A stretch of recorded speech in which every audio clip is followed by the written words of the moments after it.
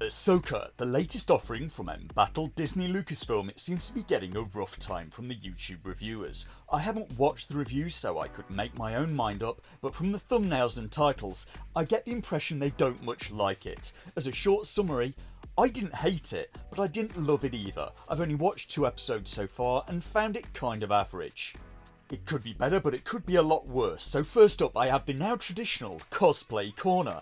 This is Star Wars, so I have this young lady in a flare outfit, someone by the name of Olivia Munn. It appears a lot of women want to dress up like Leia, and worryingly, quite a lot of men too. And is that Steve from Gamers Nexus? I don't want it. And last up we have this cosplay effort from one Carrie Fisher, who's managed a very good likeness. She was never very fond of the outfit apparently. I, on the other hand, as a young man, always quite liked it. It apparently was not comfortable to wear and was prone to wardrobe malfunctions, and there's a quote from Carrie Fisher that always makes me laugh, saying, "The actor who played Boba Fett stood behind me when I was wearing the bikini, and he could see all the way to Florida." Anyway, Ahsoka, what's the good and the bad? On the good, the cast. It has a hell of a cast, and it must have been very expensive. Mark Rolston is in it very briefly, who played Drake in Aliens and Boggs in The Shawshank Redemption, and it's a shame he didn't get more screen time. He's gone before the title screen even drops. Clancy Brown turns up for a little while, who played the Kurgan in Highlander and was also in Shawshank Redemption. How do you have them two in a cast together and not have them in a scene together? It also has the last ever credit for the late Ray Stevenson, who was frankly taken far too soon, and if you don't know his work, for me, he was kind of good in everything I ever saw him in. I mostly remember him for the series Rome and the film Punisher Warzone, where he played Frank Castle. He seems to be playing the current main antagonist in Ahsoka, and he does a fine job as expected, though it would be nice if he got to do more. He gets one good action scene at the very start, and then nothing for the remainder of the 2 episodes, apart from slowly walking around and talking, and oh boy is that a theme. It feels like slow talking is most of the show. The day isn't a total loss. Star map? Not just any star map. David Tennant is also in it, playing a robot, and he's completely wasted. I watched both of the episodes and didn't even realise it was him until I saw his name on IMDb while writing this. An actor of that talent, and they do nothing with him. He played Hamlet on stage with the Royal Shakespeare Company. In this, you don't get to see his face, and he can barely put intonation in his voice. I see the 2 of you are getting reacquainted. So what did you find? As you requested, I have run an analysis on the lightsabers. So the bad, well, they aren't really the main actors in the show apart from Ray Stevenson. They're in bit parts, and boy would I like to see David Tennant play a Sith, or a Jedi, or just some role where he could act. The show on the whole is a bit of a, how can I put it? What's the female equivalent of a sausage party? I tried to look it up, and the world does not seem to have a unified term, so I came up with a few, and they all sound so wrong. I came up with peach party, a taco fiesta, and man, that one sounds wrong. Mostly because the word fiesta comes from the same root word as feast, and boy does that bring up some mental images. Those look good. A big salty clam would sure go great with this heat. You want one, Daff? No! Oh, I did come up with a really bad one. I did come up with clam rally. That's the worst one by far. Apparently in America, certain regions ought to use clam bake as the term. Now in the recent past, I wouldn't have made those jokes. It still feels kind of wrong, and like I should be more protective of the women folk, but yeah, the magic's kind of gone at this point. Suck it up, the joke's quality. If I can make jokes about a sausage party, I can do it about a clam rally.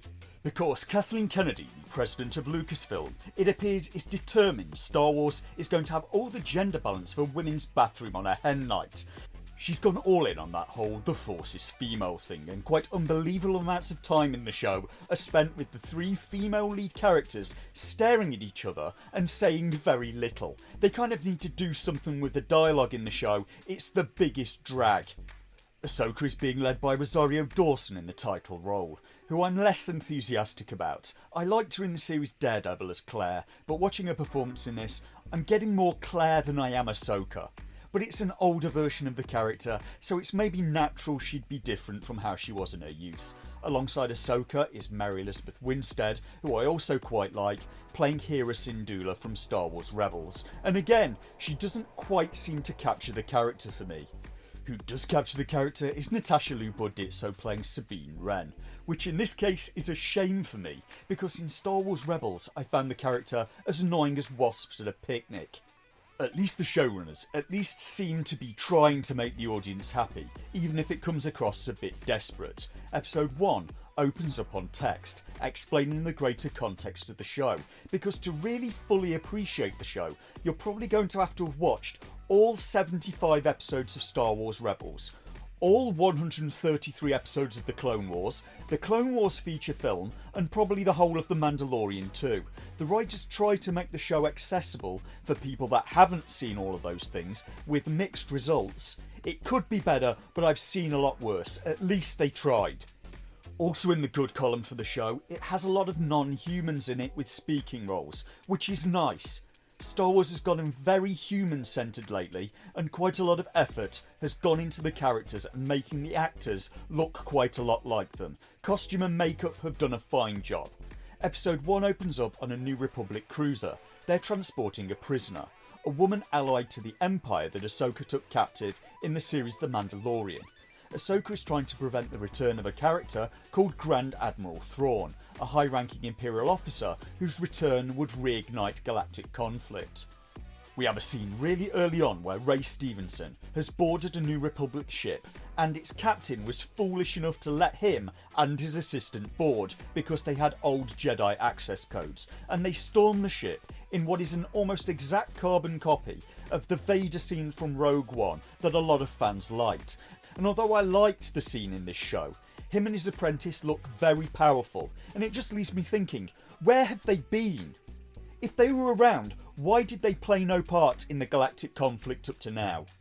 Meanwhile, Ahsoka is somewhere, on an unspecified planet, on the trail of an unspecified artefact, a mysterious sphere held in a temple that appears to be built around it, and we later find out the sphere supposedly leads to Grand Admiral Thrawn, and I don't understand this at all. When was this temple supposed to be built? Who built it? To contain a sphere that leads to Thrawn? He was around until quite recently, wasn't he? So when did the temple get built? Did he find the sphere and follow the instructions to go to another galaxy and then put the sphere back in a pillar of black dust? I've got nothing. Ahsoka is then ambushed on the way out and surrounded by droids, and staggeringly for Star Wars, she actually does something smart. I've gotten used to The Mandalorian where everyone behaves as if they had room temperature IQs, and that's room temperature in Celsius. She avoids getting surrounded by going back into the temple, and don't worry, the being smart won't last for long. The droids self-destruct and nearly fry Ahsoka, and I don't know why Star Wars has started to do this. These scenes are like they're from Indiana Jones, the finding long buried artefacts. It wasn't really a thing in the OT. What Star Wars had when it was very popular, but now doesn't have, was a good love story. Ah, but I forgot. We can't have any love anymore. Not going to be saved by the prince. She's not going to be saved by the prince, and she's not going to be dreaming about true love. She's dreaming about becoming the leader she knows she can be, and the leader that her late father told her that she could be if she was fearless, fair, brave, and true. Ah, Hollywood, where they think a love story involves a casting couch. Ahsoka escapes and goes back to the Republic fleet and the ship Home 1, where she meets Hera Syndulla, and they talk very slowly about how the New Republic lost Ahsoka's prisoner by being incredibly stupid, and Hera recommends Ahsoka goes to get the help of Sabine Wren to unlock the sphere, because she can apparently do what no Republic scientist or engineer can do. Meanwhile, Sabine Wren is also somewhere. The show doesn't bother to tell us where until later, but she's on Lothal, and she's being a super edgy girl. She's supposed to be at a ceremony honouring her and her group for their help fighting the Empire, but she instead ran away on her speeder because she is too cool for school. In short, I don't like the character, mostly because she's a walking cliche. She's Shadow the Hedgehog levels of try hard, and I didn't even make it through Star Wars Rebels when I tried to watch it. mostly because of her and Ezra Bridger. When your show's most interesting character is Chopper the droid, that's not a good sign. Sabine watches a recording of Ezra Bridger, who's missing, presumed not coming back, where he says she was like a sister to him, and I'm calling BS on that one. Because in Rebels, I remember he clearly had the hots for her from about 5 minutes after he first saw her. So Ahsoka is going to Lothal, and so is the young woman who is Ray Stevenson's apprentice, because the Force is guiding her there, I guess. The Force tends to get used to excuse even the most ridiculous plot contrivances. The bad guys just know where the sphere is for some reason. Ahsoka and Sabine had a falling out, but Sabine agrees to help her with the sphere because it could lead them to finding Ezra Bridger. They go onto Ahsoka's ship, which I think is supposed to be the Ghost, the ship from Rebels. They talk very slowly, and this seemed a lot less safe to me than doing all of this on Home 1, the New Republic flagship. If Ahsoka had stayed on Home 1 with the sphere, and Hera had sent an X-Wing to pick up Sabine, the chance of the bad guys getting that sphere back would be next to zero, but instead, Ahsoka goes alone to a not very secure planet to find Sabine. We find out that the sphere was on a world called Arcana. Sabine can't unlock the sphere and wants to go somewhere she can think more clearly, she says. Ahsoka says no. This is bigger than just finding Ezra. It's about preventing another war, and what she doesn't say to Sabine is, you can't go off alone with the sphere because it isn't safe. Other people are looking for it. I nearly got blown up getting it. And then Ahsoka just goes into another room, so Sabine leaves with the sphere. Sabine solves the puzzle of the sphere and then loses it when Rey's apprentice shows up and skewers her with a lightsaber. I don't know what Ahsoka has been doing all this time. She had another extremely slow conversation with Hera Syndulla over video chat, and by the time she catches up with Sabine, it's dark outside. Sabine has solved the sphere and been skewered already. The lightsaber fights in the show aren't terrible. They seem a bit slow when compared to the ones in Clone Wars, where they could animate the characters to be blisteringly fast, and it's still very theatrical. In reality, lightsaber fights will probably look a lot more like Olympic fencing, because it's a weapon that can cut someone in half like they're made out of butter. The slightest touch could remove someone's limb.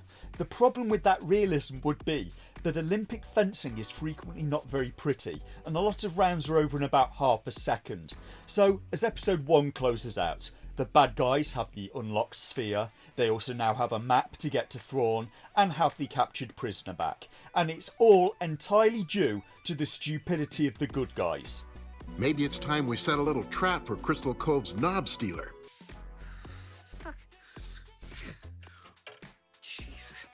I'm a member of the Imperial Senate on a diplomatic... You are part of the Rebel Alliance and a traitor. Take her